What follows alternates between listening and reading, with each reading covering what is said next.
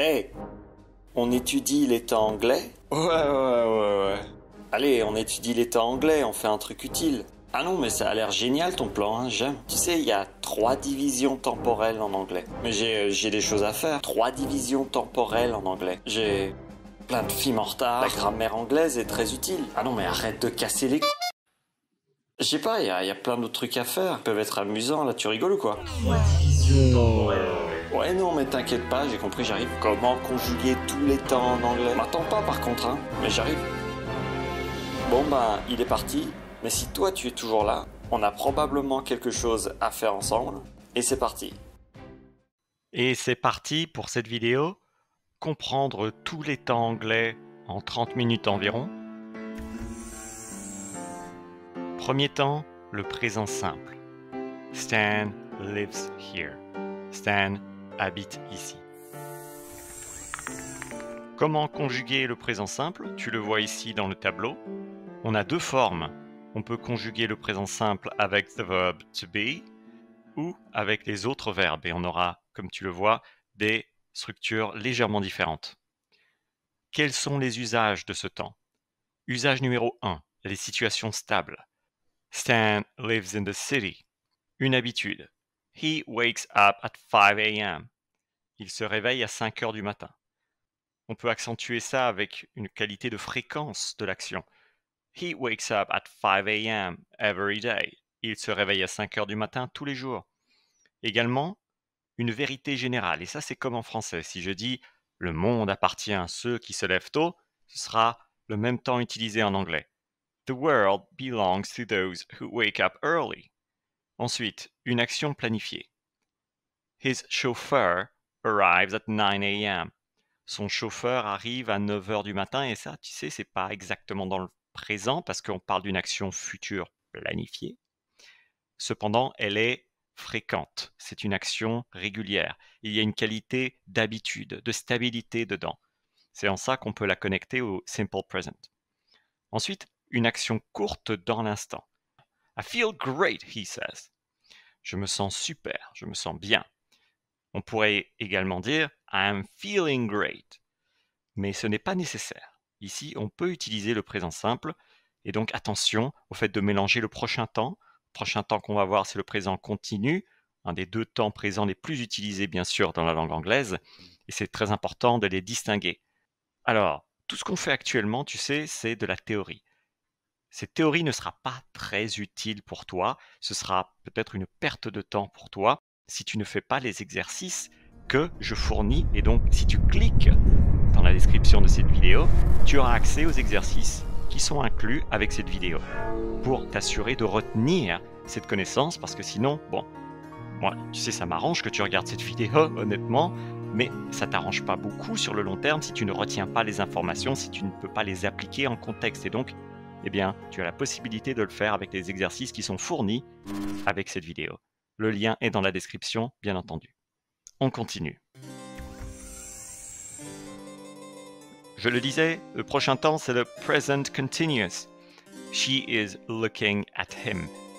Elle le regarde. Et en fait, on communique cette idée qu'elle est en train de le regarder maintenant. Ce sont des actions qui sont pour la plupart en train d'être effectuées maintenant. Et je dis pour la plupart parce qu'il y a aussi d'autres usages. Alors, ici, dans le cadre, tu vois comment on forme the present continuous. Quels sont les usages? Une action dans l'instant. She is looking at him right now. He is looking at her right now. C'est en train de se passer maintenant. Ensuite, une situation temporaire. Alors là, c'est en train de se passer, bien sûr, mais ce n'est pas une action brève. C'est une action qui peut avoir une durée dans le temps, plus ou moins grande, mais qui prend sa racine dans le présent. She is staying for a week. Elle va rester pour la semaine. En français, il n'y a pas d'équivalence exacte ici avec le présent. Situation changeante. His state is gradually improving. Alors, c'est une situation, bien sûr, qui est en train de se dérouler maintenant, mais qui est en train de changer. Donc, si son état est en train de s'améliorer graduellement, on a cette qualité du present continuous en anglais. Ensuite, une action future planifiée. They are traveling next week. Ils voyageront bientôt Ici, bon, c'est la semaine prochaine, mais ils vont voyager la semaine prochaine, ça sera une meilleure traduction. Ils ne vont probablement pas voyager toutes les semaines. Il y a moins cette qualité d'action épisodique. On continue. The present perfect. They have won the lottery. C'est un temps que les Français n'aiment pas parce qu'il n'y a pas d'équivalence exacte avec les temps français. Alors, comment former the present perfect continuous? On le voit ici. We have been there before. We have not been there before. We haven't been there before. It's the same. Have we been there before? Tout ça, ça fonctionne très bien pour la conjugaison du present perfect. Quels sont les usages maintenant? Une action accomplie. He has achieved his goal. Il a accompli son but, il a atteint son objectif. C'est un accomplissement. Une action passée qui continue. He's been happy for 5 years now. Ça fait 5 ans qu'il est heureux. Alors, on va le voir dans le temps suivant. Et dans les temps suivants, il y a une qualité qui induit une légère fin de l'action. C'est possible que si j'utilise ce temps plutôt qu'un des temps qu'on va voir très bientôt, on communique davantage que bien qu'il ait été heureux pendant plusieurs années, pendant 5 ans, c'est possible que ça ne continue pas éternellement. Ensuite, autre usage, un fait présent avec conséquence. He's won the lottery.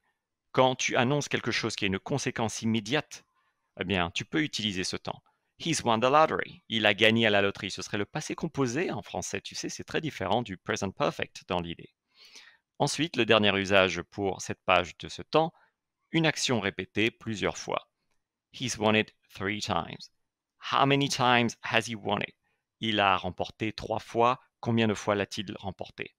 Pour être sûr de maîtriser ces nuances, les exercices te permettront d'augmenter ta confiance et donc de les compléter t'amènera à un niveau supérieur, bien sûr, à un niveau où tu pourras utiliser cette connaissance davantage qu'en être spectateur. Le lien est toujours dans la description. Complète les exercices, c'est mon conseil.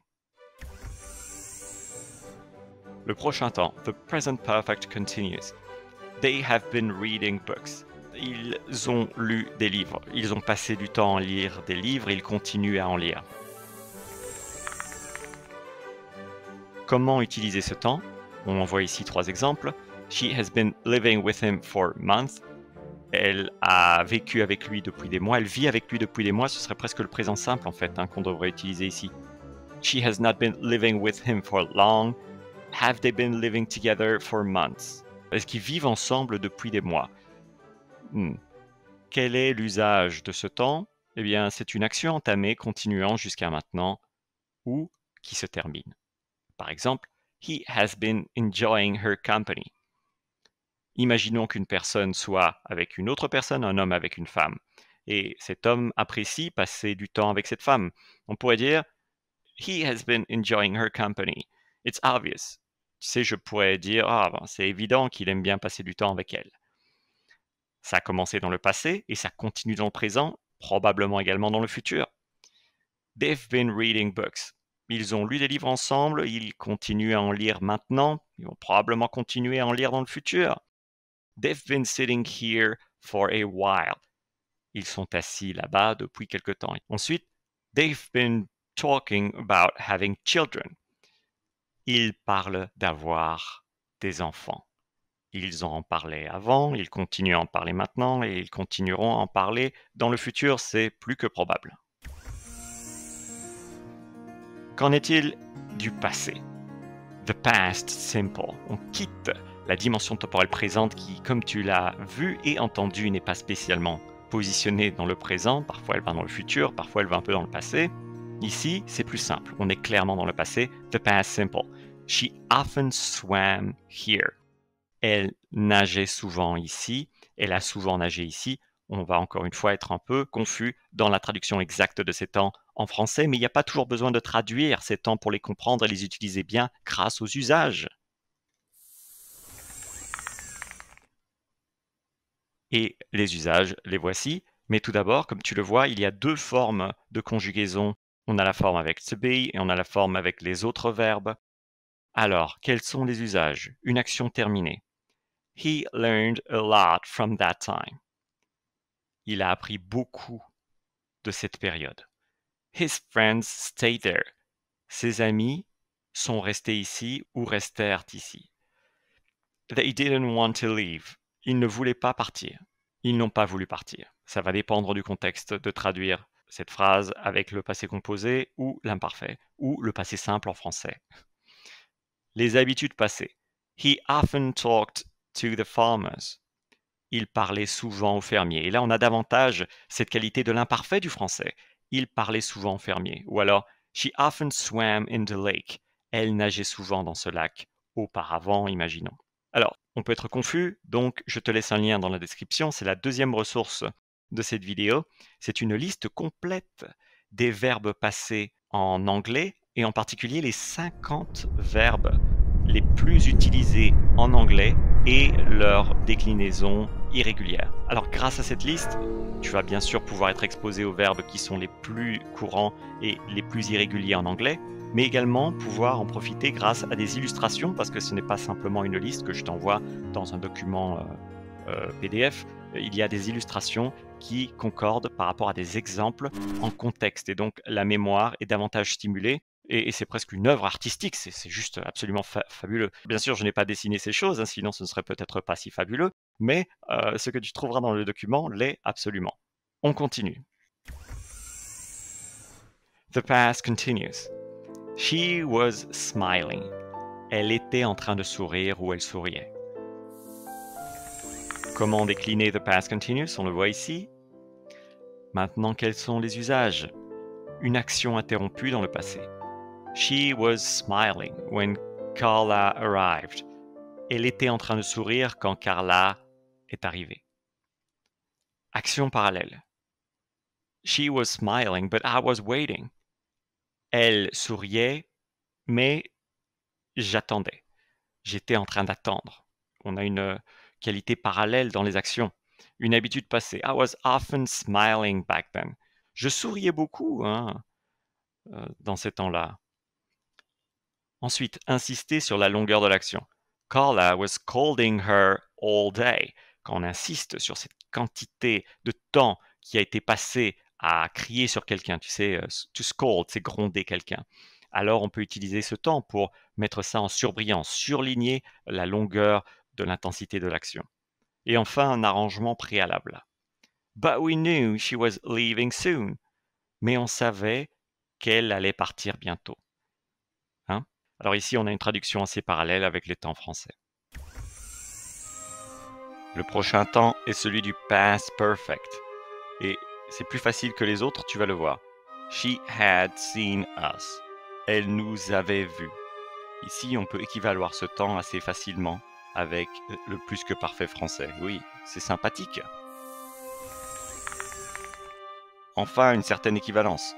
Comment conjuguer the past perfect? Tu le vois ici. Maintenant, quels sont les usages? Une action terminée avant une action passée. We had seen her before she arrived. On l'avait vue avant qu'elle n'arrive. Action terminée avant un point donné. We had never done that before. On n'avait jamais fait ça auparavant. Carla had not been prepared for it. Carla n'avait pas été préparée à ça. However, Carla had already dealt with similar problems in the past. Cependant, Carla avait déjà fait face à ce genre de problème dans le passé. Temps suivant, the past perfect continuous. On est en train d'augmenter la quantité de nuances qu'il y a entre les temps, tu le vois. They had been collecting eggs. Ils avaient passé du temps à réunir des œufs. Comment conjuguer ce temps? Encore une fois, tu le vois ici, les trois formes affirmative, négative et interrogative. Et quant à l'usage, c'est une action entamée, continuant jusqu'à un autre moment passé. On est dans une dimension temporelle passée. Exemple. They had been collecting eggs in the hen house when the mysterious old lady entered. Ils avaient passé du temps à réunir des œufs dans le poulailler quand la vieille dame, l'étrange vieille dame, la mystérieuse vieille dame entra. They needed a break because they had been working so long. Ils avaient besoin d'une pause parce qu'ils avaient travaillé très longtemps. Enfin, they had been afraid of her from the beginning. Ils avaient eu peur d'elle depuis le début. Ils en avaient eu peur depuis le début. Une action entamée, continuant jusqu'à un autre moment, passé. Et c'est terminé pour le passé. Maintenant, on rentre dans le futur. Commençons tout d'abord par the future simple. He will take the cat. C'est un temps qu'on peut équivaloir dans une certaine mesure au futur simple français, mais pas dans toutes les situations. Alors, dans quelle situation peut-on utiliser ce temps? Tout d'abord, voici comment on peut gérer la conjugaison de ce temps. C'est très simple, hein. On utilise will et on connecte un verbe à l'infinitif sans to et voilà, le travail est fait. Très simple. Quels sont les usages? Une action future non planifiée. He will eat later. Il mangera plus tard.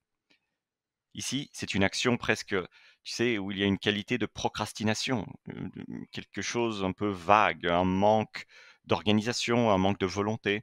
He will eat later, un manque de désir. Ensuite, un événement futur incontrôlable.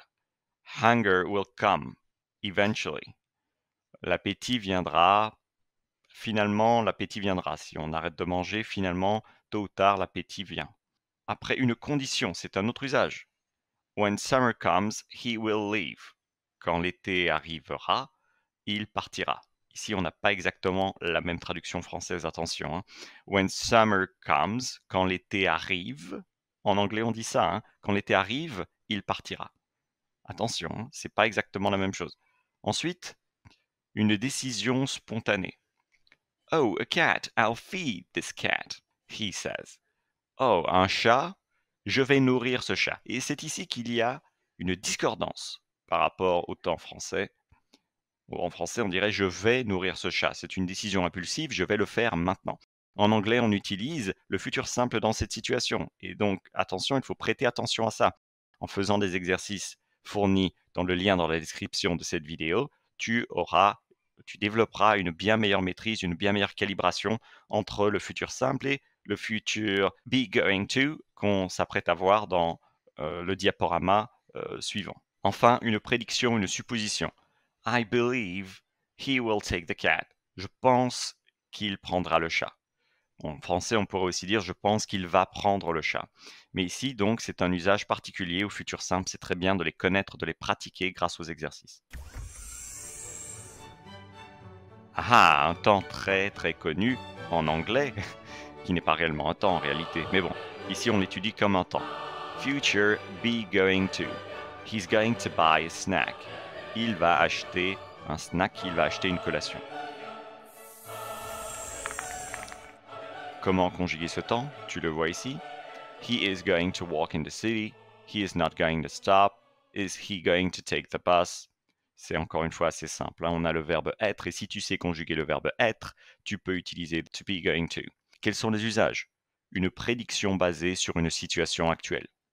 Exemple, the citizens are going to have to start walking more. Les citoyens vont devoir marcher plus. The air is polluted. The air is so polluted, in fact, that they are going to have to wear masks all the time. L'air est tellement pollué qu'ils vont devoir porter des masques tout le temps. Ensuite, on a une action future planifiée. He's going to buy a snack. I'm going to feed the cat. What is he going to buy? Qu'est-ce qu'il va acheter? On continue. On y est presque. Maintenant, le futur continue. Future continues. Will you be joining us? Et c'est un usage un peu particulier, celui que tu vois sur l'image ici. Est-ce que tu vas nous joindre? Est-ce que tu vas participer à l'activité? Alors, comment conjuguer the future continuous? Tu le vois ici. Quels sont les usages? Une action planifiée. He will be exercising next week. Et si tu ne sais pas encore très bien comment différencier les actions planifiées des temps précédents qu'on a déjà vus ensemble, eh bien, les exercices t'aiguilleront dans la bonne direction et te permettront de développer cette maîtrise active de cette connaissance passive. He will be exercising next week. Une action en cours dans le futur. He will be eating corn then. Il mangera du maïs à ce moment-là. On peut décrire une atmosphère avec ce temps.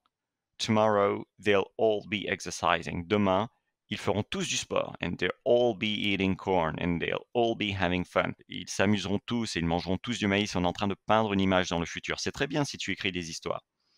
Une question courtoise. Will you be stretching with us? Est-ce que tu vas venir faire des étirements avec nous? Une question courtoise, très intéressante si tu veux augmenter tes niveaux de politesse en anglais, démontrer peut-être un statut un peu différent, eh bien tu peux le faire. Ensuite, une action en cours qui évoluera. If we do that, our health will always be improving. Si on fait ça, notre santé s'améliorera toujours. Une action en cours, elle est en train de se passer maintenant, une évolution dans notre santé qui continuera à opérer au fur et à mesure du temps. Alors, le temps suivant, il en reste 2. The future perfect. She will have waited anxiously. Elle aura attendu nerveusement. Comment conjuguer the future perfect? Si tu comprends déjà the present perfect, tu auras fait le plus gros du travail par rapport à ce temps, qui est l'équivalent dans la dimension temporelle future du présent parfait. Usage. Action future qui se terminera avant à un moment donné. By next week, she will have been worried about him for a year. D'ici la semaine prochaine, elle aura été anxieuse, elle se sera fait du mouron à son sujet depuis un an. By next month, she will have prayed for his safety every day. D'ici le mois prochain, elle aura prié pour sa sécurité tous les jours. Enfin, she will have waited for him anxiously by the time he comes back. D'ici à ce qu'il revienne, elle se sera fait du mouron à son sujet et c'est le dernier exemple qu'il y a ici par rapport à cette fiche de grammaire. She will have waited for him anxiously by the time he comes back. Il reste seulement un temps, on y va? The future perfect continues. She will have been praying. Ici, on a une qualité supplémentaire, une action qui a plus de chances de durer dans le futur. Quels sont les moyens de conjuguer ce temps? Tu le vois ici. Très simple encore une fois. Maintenant, quel est l'usage? C'est une action continue dans le futur, en partie terminée, en partie en cours. By next week, she will have been worrying about him for a year. D'ici la semaine prochaine, elle aura été angoissée à son sujet depuis un an. By next month, she will have been praying for his safety every day. D'ici le mois prochain, elle aura prié pour sa sécurité tous les jours. Tu vois, c'est une action qui est en partie terminée, mais qui continue. Elle est toujours en train de prier dans cette dimension temporelle. Elle continue à prier, ça va continuer. C'est une qualité qu'on n'a pas tout à fait quand on utilise the future perfect. Tu sais, si je dis by next month, she will have prayed for his safety every day, on a moins cette qualité de continuité. C'est quelque chose qui continue, d'accord, peut-être, mais il y a davantage de chances que ce soit en train de se terminer. Et enfin, troisième exemple, she will have been waiting for him anxiously by the time he comes back. Elle l'aura attendu, angoissée, d'ici à ce qu'il revienne. Est-ce que tu es prêt à compléter les exercices? Est-ce que tu as retenu la théorie et est-ce que tu pourras l'activer de manière correcte en complétant les phrases d'exemple en contexte pour vraiment transformer cette vidéo en quelques minutes qui n'ont pas forcément une grande importance dans ta vie, en quelque chose qui va changer ton potentiel d'évolution dans la langue anglaise et donner du corps à cette langue anglaise sur le long terme, transformant potentiellement toute ta maîtrise de la langue anglaise en quelque chose d'infiniment plus solide? C'est une question à se poser. En tout cas, le lien est dans la description, tu décides. Un grand merci pour ton attention et à la prochaine. Goodbye.